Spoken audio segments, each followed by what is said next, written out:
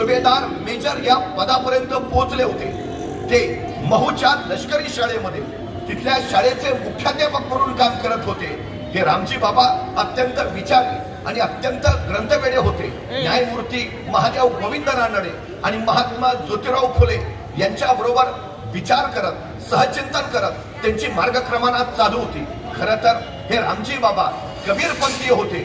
उभ्या आयुष्यामध्ये त्यांनी कधीही मद्य आणि मांस या गोष्टीला स्पर्श केला नाही आणि त्याचाच परिणाम म्हणून डॉक्टर बाबासाहेब आंबेडकरांना उभ्या आयुष्यामध्ये सुपारीच्या खंडाचं सुद्धा व्यसन लागलं नाही।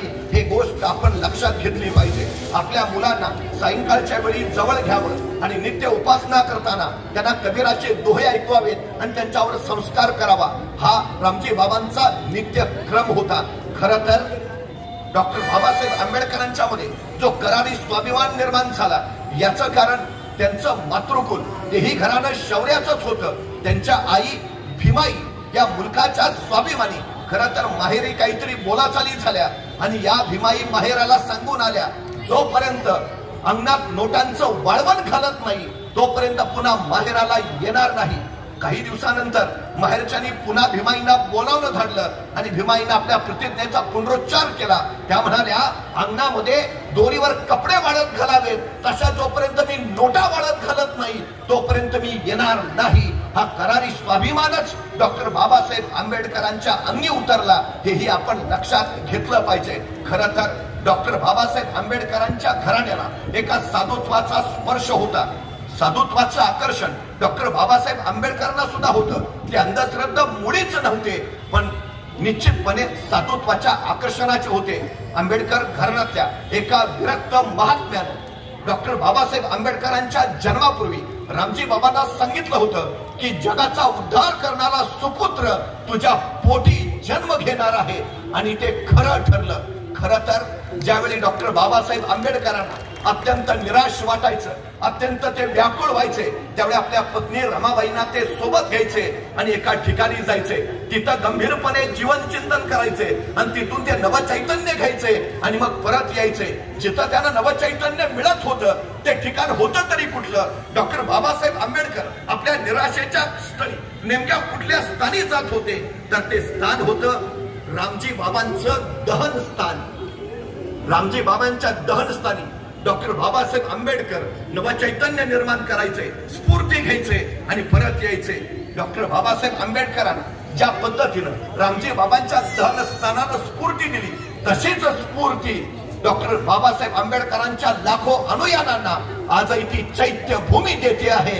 ही सगळ्यात आणि सगळ्यात मोठी वस्तुस्थिती आहे। खरं तर हा सगळा प्रवास जर आपण बघितला तर एका प्रचंड संघर्षाचा हा प्रवास आहे। तो काळ साधा नव्हता, सोपा नव्हता। खरं तर दलित बांधवांनी जर गावात यायचं झालं तर भर दुपारी 12 वाजता यावं लागायचं। का? कारण त्याची सावली सुद्धा खाली पडता कामा नये, सावलीचा सुद्धा सवर्णांना विटाळ व्हायचा, त्यामुळे भर 12 वाजता गावात यायचं। त्याच्या पावलं ती सुद्धा मातीत उमटता कामा नये, त्यासाठी त्यांनी कमरेला झाडू बांधायचा, जेणेकरून पाठीमागचा झाडू त्याची पावलं पुसत पुढे जाईल। त्यांनी थुंकावंसं वाटलं तर थुंकायचं नाही, कारण तोही विटाळ होईल, त्यासाठी मानेमध्ये गाडगाड व्हायचं आणि त्याच्यातच थुंकायचं। माणसापेक्षाही अत्यंत वाईट परिस्थिती समाजातल्या स्पृश्य लोकांना भोगावी लागत होती। ही परिस्थिती डॉक्टर बाबासाहेब आंबेडकर पाहत होते, अनुभवत होते। हे का असा प्रश्न ते सातत्याने विचारत होते। आम्ही माणसं नाही आहोत का? मग आमच्याच वाट्याला हा त्रास, हा अन्याय, हा अत्याचार हे का?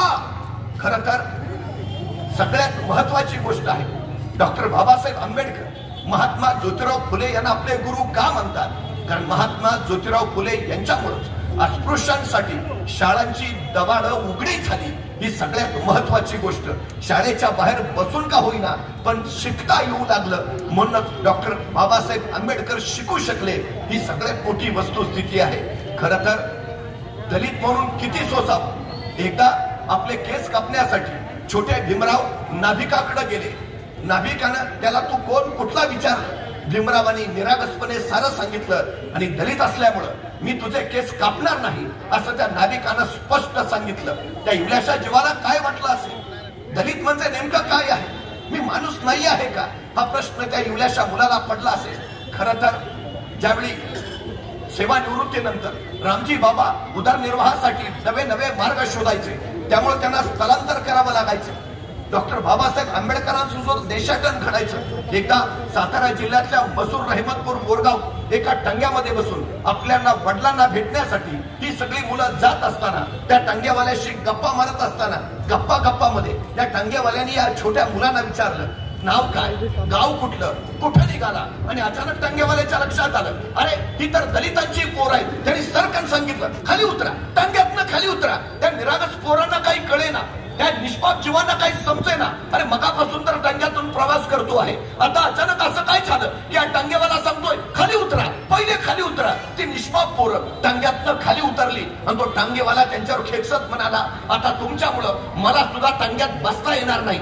माझा टांगा विटाळून टाकला, आता मला सुद्धा चालत जावं लागेल. टांगा असूनही निव्वळ ही मुलं बसली, आता टांगा विटाळला, आता त्यात बसता येणार नाही. पण तो टांगेवाला टांगा घेऊन चालत निघून गेला. डॉक्टर बाबासाहेब आंबेडकरांना कळत नव्हतं, असे आपण काय होतो, असे आपण कसे वाईट होतो की आपला स्पर्शही कुणाला सहन होत नाही. बुद्धिमान होते, वर्गात हुशार होते.